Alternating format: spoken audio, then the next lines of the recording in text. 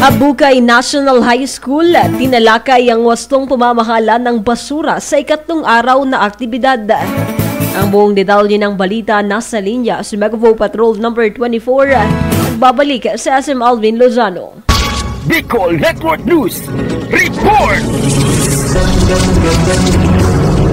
Sa ikatlong araw ng isinagawang aktibidad ng Abukay National High School kaugnay ng RA 9512 or ang National Environment Awareness and Education Act of 2008, naging tampok ang talakayan hinggil sa wastong solid waste management sa Barangay Abukay, Pilar, Sorsogon. Pinangunahan ang programa ni YesO Coordinator Restituta Llamado at SC1 Mr. Almar Alvarado na nagbigay diin sa kahalagahan ng tamang pag-iwalay ng basura, pagre-recycle at iba pang hakbang para mapangalagaan ang kapaligiran. Dumalo rin at nagbigay ng mensahe si Engineer Joshua Avila ng Omenro Pilar na nagpaalala sa patuloy na pagpapatupad ng responsableng pamamahala ng basura bilang pundasyon ng pangmatagalang proteksyon ng kalikasan. Sa kabilang dako, layunin ng aktibidad na mas palawakin ang kaalaman ng mga mag-aaral at komunidad at mahikayat silang maging aktibong katuwang sa pagbuo ng isang malinis, ligtas at sustainableng kapaligiran. Kasama mo sa pagbabalita para sa Bicol Network News, Megavo Patrol numero 24. Alvin Lozano, tatatunay na serbisyo.